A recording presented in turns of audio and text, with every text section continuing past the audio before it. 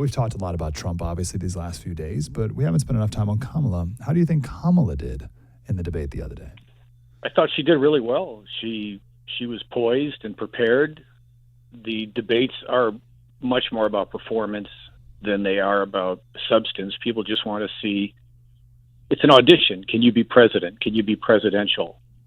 And I think she proved that she could be, because she not only was poised and prepared, but she basically ate Trump's lunch and got the best of him, and she controlled the debate.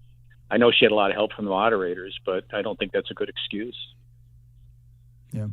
Did her looks bother you? All the faces she was making?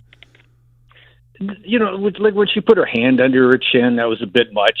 But for the most part, no, I didn't think so. I was just so disgusted with Trump.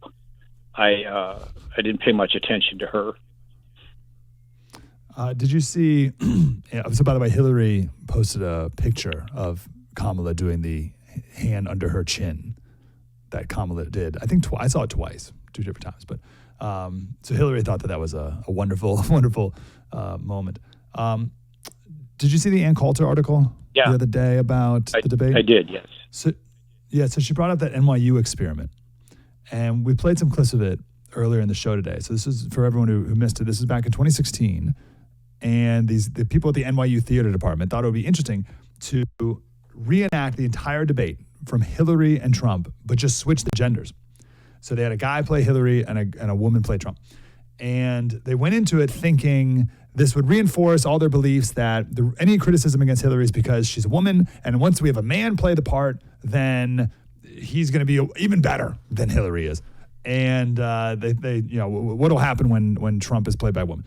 And they went in, and they were all blown away by how much they hated Hillary, and how terrible she actually was, even when she was a man, and actually how much they love Trump now that he's played by a woman, and how wonderful. And they were all like, "Oh, I get it now. I get why people like Trump, and I get why people hate Hillary." So it was a fascinating experiment.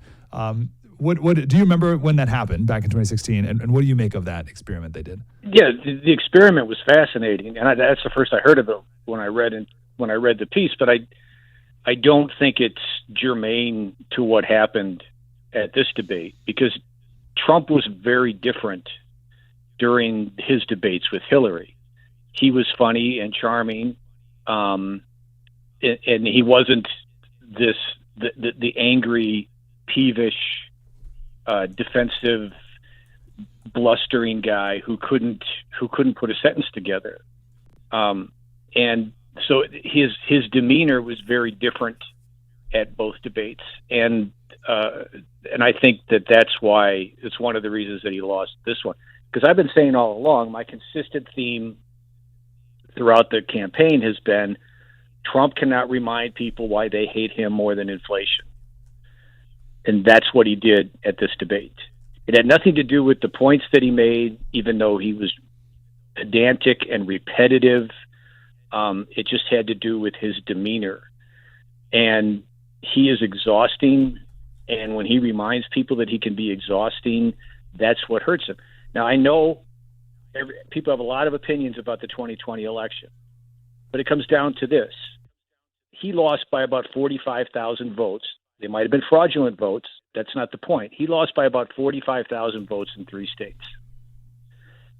If he had not done those obnoxious month-long press conferences with COVID, was yelling at the media for 2 hours, literally 2 hours, and if he had not been so obnoxious during that first debate with Joe Biden, I think he wins 2020 outside the margin of cheat. And that's the guy that showed up at the debate. Now, I don't know if it's going to hurt him. I don't know if it's going to affect the polls. We're not going to know until next week. But he did a terrible job. He let everyone down. And the only smart thing he's done since is say he won't debate again. I think our analysis has been something like he could have knocked her out yesterday or the other day. Didn't. But it's not the end of the campaign. Like Frank Luntz said, this is the end. It's over. The whole election's over now. That's what Frank Luntz said. That's not true. So he missed opportunities, surely, but this isn't the end of it, right? I don't know. We won't know until next week. We won't know until we see the polls next week, because her obvious handicap was that she refused to talk about what she intended to do. She doesn't have any policies. And I also think Trump is going to benefit by the fact that the debate was biased. So I don't know. I would never say it's the end of the campaign when there's 50 plus days left. That's a ridiculous statement to make. Yes. So I don't know about that, but I know that he blew it. And if he loses, this is what I'm going to point to right here. And he did the same thing at his convention. You know, he walked into that convention just a few days after almost getting assassinated. The whole country, most of the country, was just with him. And what does he do? He blows it by giving that egotistical, rambling speech that lasted 90 minutes. And all he did is just remind people, oh, yeah, that's why I don't like this guy.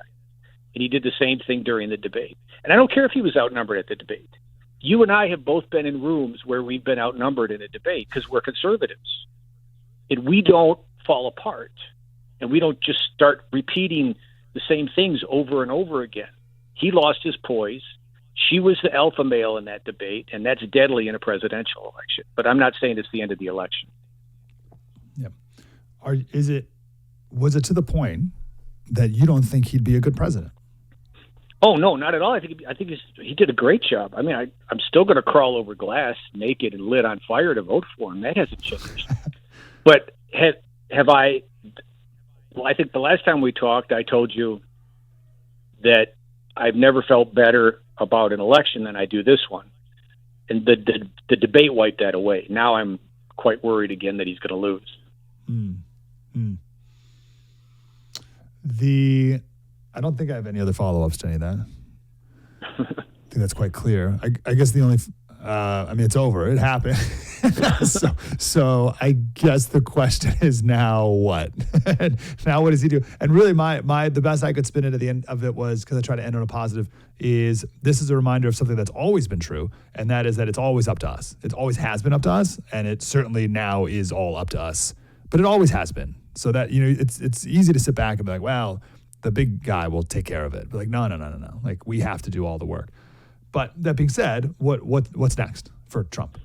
He's a good closer. So let's, if she gets a 2-point bump out of this, that could make all the difference. But he's a good closer. So we'll just have to see how well he's able to close the campaign. And hopefully the polls are off again, like they were the last 2 times, and by the same types of margins.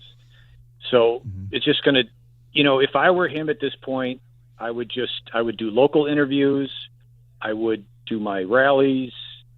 But he does not need to step onto the national stage again, because he's done it twice now, and both times he blew it.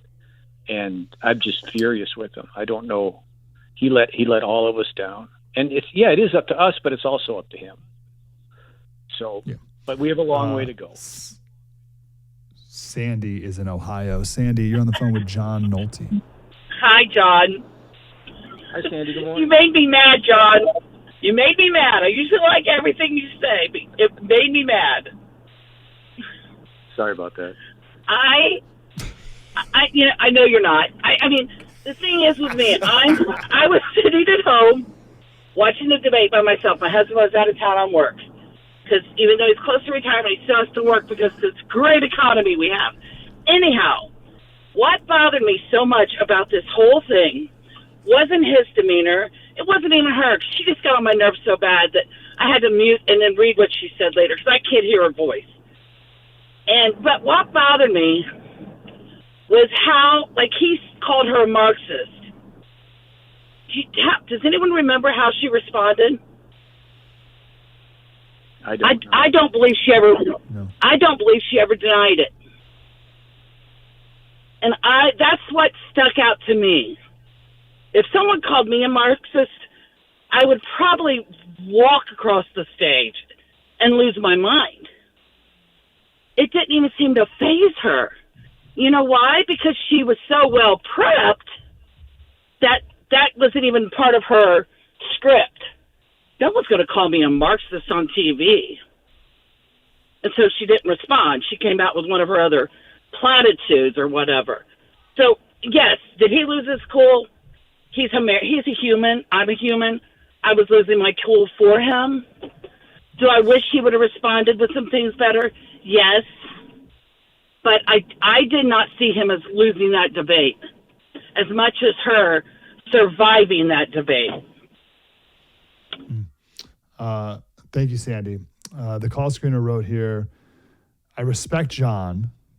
This is what our call screener, it's Zach today, gives a little note to give me a little heads up about what the person might be talking about. I respect John, but I think he's fallen out of love with Donald Trump. Was there anything that he could have done to win on Tuesday in his eyes or not? Was what Sandy told the screener. You can respond to both those. The point that she made, I totally disagree with her point. She thinks that Kamala should have responded to the Marxist comment. No, she did the right thing. She just let it go by. Why respond to it? That's taking the bait. You rise above the name calling. That's what a president's supposed to do. You know, she was able to get him to crybaby about his crowds simply by saying that people leave. And he should have just ignored that and said what he finally said at the end of the debate. If you're going to do all this magic stuff, why don't you do it now? Why didn't you do it over the last 4 years? But instead, he spends all this valuable real estate in front of 60 million people crybabying because she's not telling the truth about his crowds. So she was, I think, her not answering the marks and just sort of flipping it off with one of her looks. That's how you handle it. You don't respond to that stuff. You don't get wrapped around the axle of something like that. And that's what she did to him constantly. And he came off terrible. And no, I haven't fallen out of love with Trump, but I'm very disappointed in him because he needed to do a lot better for his supporters out there and for people who care about what's going to happen next with this country. Yeah, I guess there's just so much. We're all very frustrated, right? And not only maybe what happened at the debate, but just the whole thing. The whole thing. What do we do? Everyone's like, what do we do? What do we do? I don't know. Like it's all the basic stuff. I wish there was something else. I think everyone wants something else to do. It's like, no, but give me the thing that will work. Is I think what people like. Yeah. We got to vote. We got to tell people. We got to TrumpForce47.com. Yeah. But then we're like, but really, what do I do? Yeah. And I think that's all there is, right? And then to answer her question about what he could have done to win the debate, he could have done what Kamala did. Just kept his cool, stuck to his talking points, pivoted, shrugged things off. All he had to do was not remind people why they hate him more than inflation. That's all he had to do was be a grown-up up there, and he couldn't do it. And then the last time we talked, I said he just to win the debate, he just shouldn't be a baby, and he was a baby. And so what do we do now? We just hope that he's able to close like he closes. We just hope the polls are off. We vote. We urge other people to vote, but it's not. One of my colleagues kept saying that. It's up to us. It's not up to us. We're only one person. It's up to him. He needs to close the deal. He's the salesman.